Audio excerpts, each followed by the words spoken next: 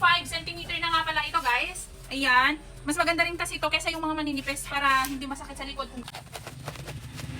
Apat na green, apat na blue, apat na yellow. Yay! So, eto 12 pieces na ganitong binili ko, guys. Yun o, ang kapal. Ito yung gusto ko kasi dito makapal siya. Para sa baby kahit matumba siya, hindi siya masasaktan. And napakaganda kasi ito, anti-slip na siya. Baliktaran yung ano niya. Halika, papakita ko sa inyo kung saan ko ito gagamitin. I have an idea! Yes! So, ito na siya, guys. Tingnan mo. Okay, so ito na siya. Ang maganda pa kasi dito, meron siyang free na ganito o. Kaya, ayan, square na square siya. Alright.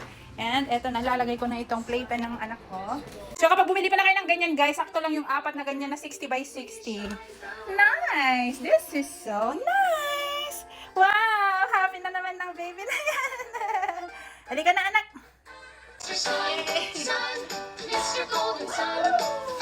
Yay! Wow! Happy!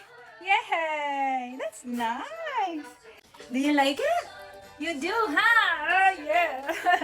Okay, guys, ayan ang aking nabili na puzzle mat. Saktong-sakto pala sa ganyan. O, diba? Safe ng aking baby. Di na siya mauntog. So, if you want to buy this, guys, ganitong-ganito mismo, lalagay ko dito sa aking yellow basket sa comment section kung saan ko po ito nabili yung ganito. So, lalagyan ko pa to ng ball pit yung mga balls. Bye, guys!